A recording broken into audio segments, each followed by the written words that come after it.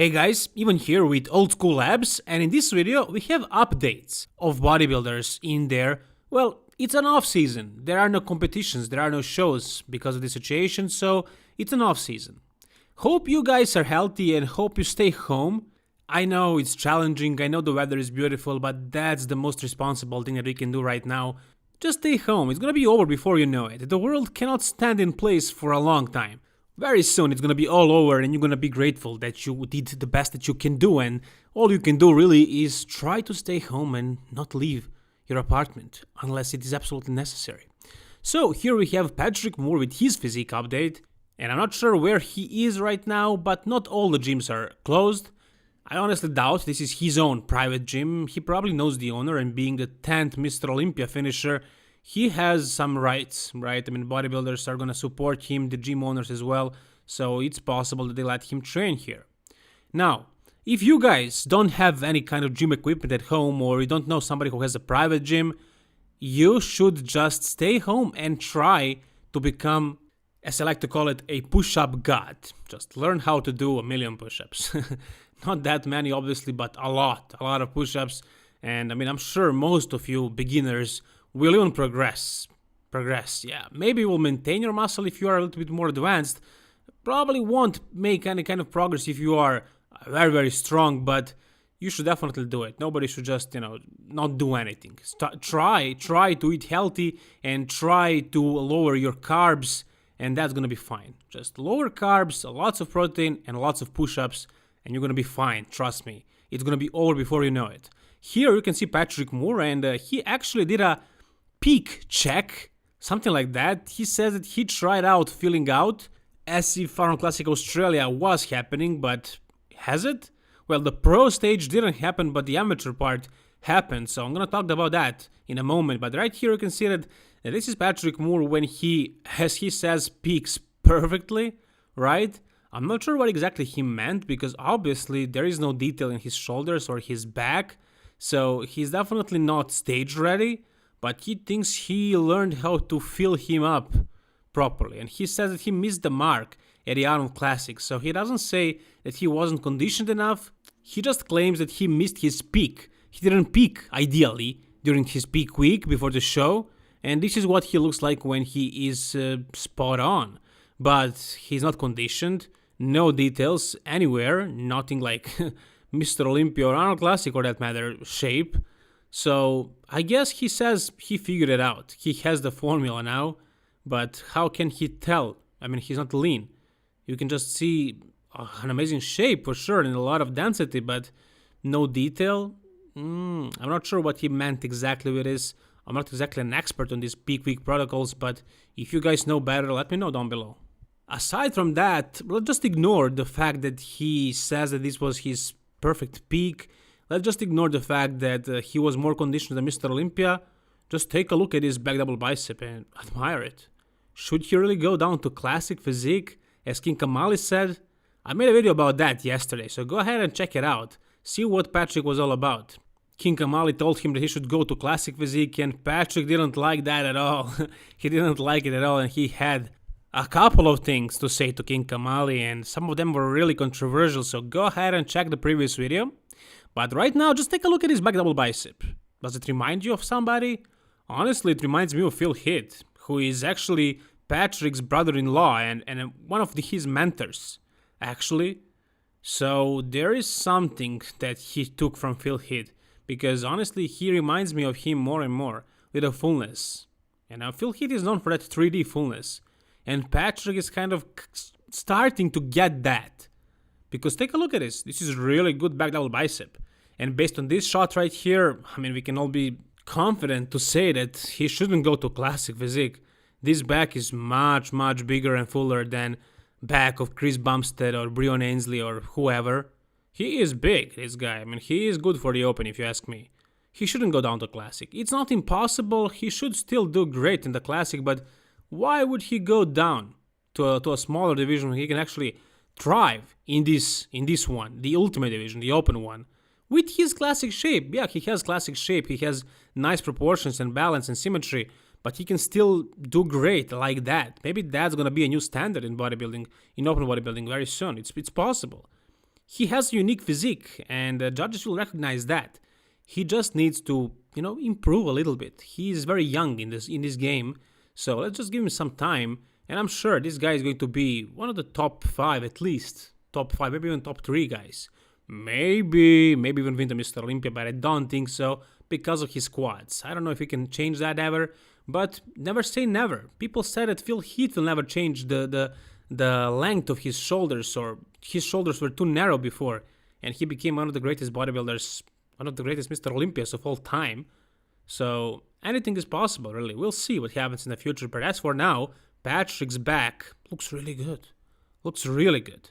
I just want to see him, a little bit bigger, and he gained a lot of mass since Mr. Olympia, but I want to see that Mr. Olympia shape again. That conditioning was spot on. He was known for conditioning. He was recognized because of that. He was the most conditioned guy at Mr. Olympia stage. So repeat the conditioning, come bigger, and wow, that's going to be amazing. Alright, so I mentioned that Arnold Classic Australia happened, the amateur divisions, and it's true. They organized themselves somehow. There was less than 100 spectators or people in a room or whatever, in a hall, and it happened. And this guy actually turned pro in the Classic Physique division. I'm sure you know about this guy. He won the Mr. Golden Era competition, I think it was 2018, right? His name is Peter Hartwig, and this guy is natural. Is he really natural though? Well, I don't know about that. I don't know. Maybe he is. What do you think? What do you guys think? Is he natural? I don't know. Maybe he is. Well, he says so, so he probably is, right? I don't know. Also, we had this guy turning pro in man's physique. Whatever. I don't think many of you care about man's physique. And this guy turned pro in the open, and this guy looked really good actually. His name is Christian Caldwell, and good luck, Christian, in the open, at your pro debut, wherever that happens. We also had a couple of pro cards in the female divisions, so actually Arnold Classic, the amateur part, happened, surprisingly. So I want to give a huge shout out to this man right here, Tony, I hope I didn't butcher his last name, Doherty. He organized all these things. He's the organizer of the Arnold Classic Australia, and right now he somehow managed to give a show to all these amateurs who are prepping for it for a long time, and this is something you gotta appreciate. These people are gonna respect and love this guy for the rest of their lives, I'm sure. This is really, really big, and I'm really thankful to him for doing this. It's amazing. This guy is like a godfather of bodybuilding over there in Australia, and he has a lot of influence everywhere, basically, in the world. So, once again, huge shout out. Thank you so much, man. Honestly, from all the guys who were prepping for the Arnold Classic Australia, I'm really sorry that I didn't see Blessing Awodibu on that stage. Because this guy is potential all day long. He has pretty much everything. He is a beast. He's bigger than most pros, probably.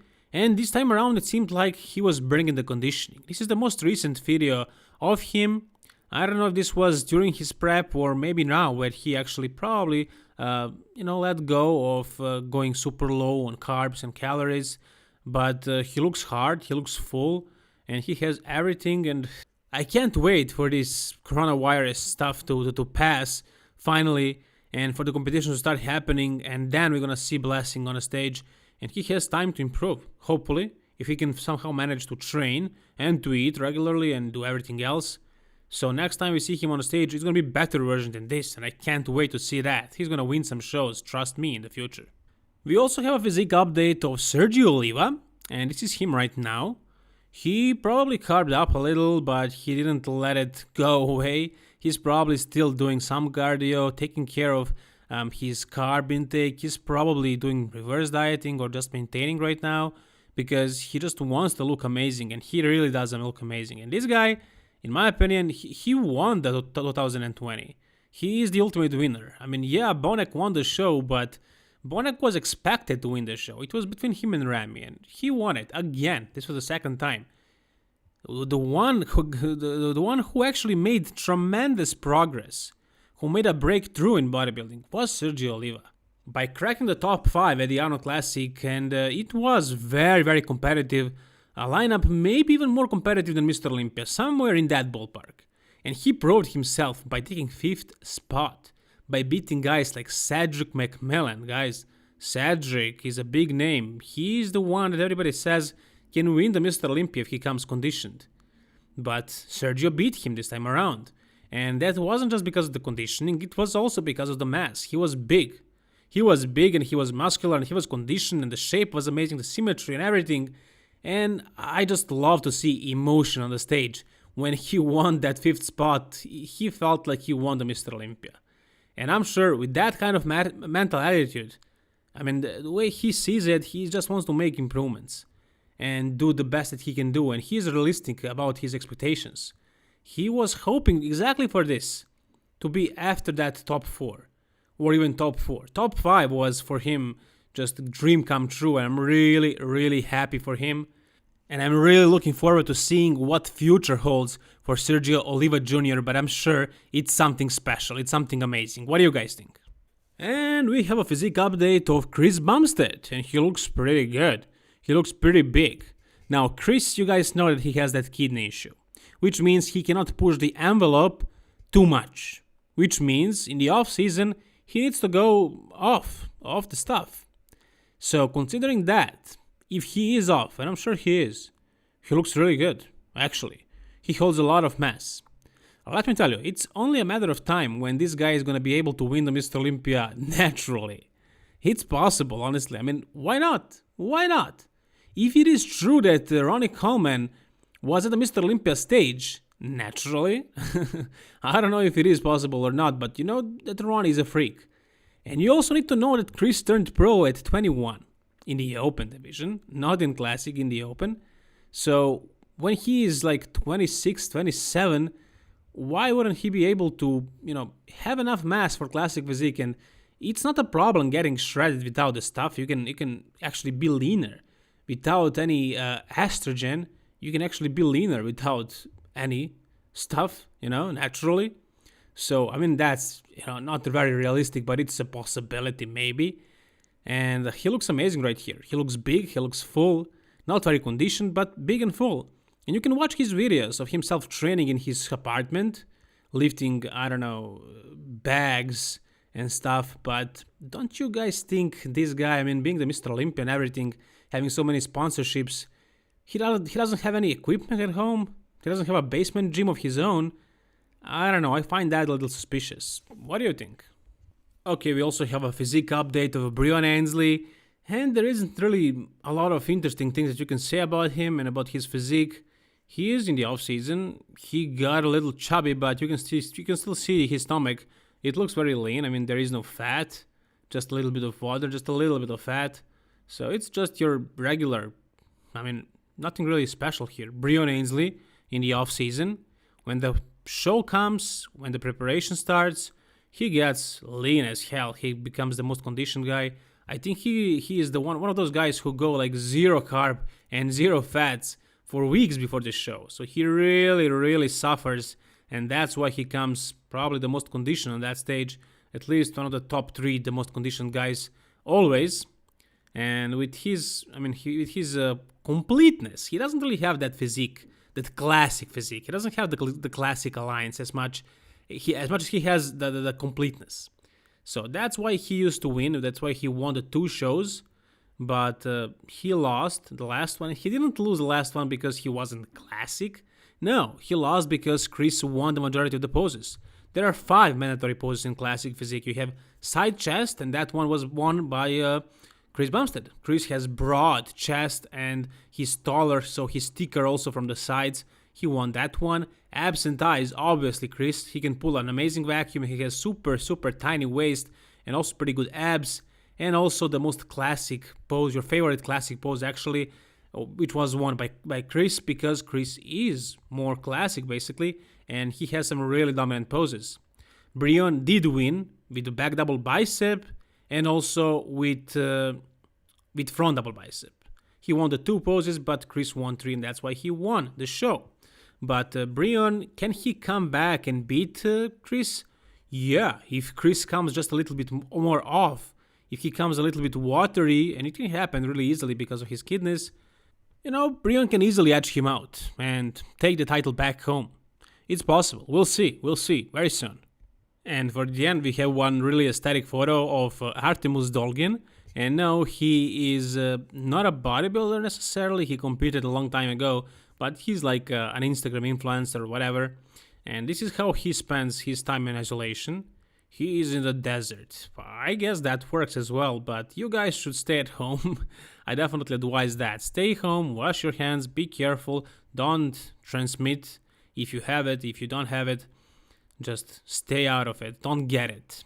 Please, guys, be careful. It's a very hard time for the entire planet, and all we can do, the most responsible thing that we can do is just stay home for a while, guys. Enjoy your time at home. It's gonna be, you're gonna recharge your batteries. Look at it that way.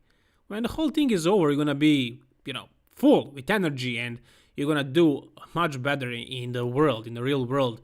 But right now, stay home, do something online, watch movies, read books, learn a new language, do some research on whatever, do a lot of push-ups, eat healthily, and that's gonna do it, guys, for this video. I'm really glad that bodybuilding didn't really die out during this coronavirus outbreak and during these quarantine times. Everybody is still doing something, right? And that show at Australia also happened. So that was also amazing. And guys, just let's wait for a little while. It's gonna be all back to normal real soon. Real soon. So guys, thank you so much for watching this video. If you enjoyed it, please like it. If you want to see more videos like this, subscribe to this channel. All the best, guys, and don't forget to keep it old school.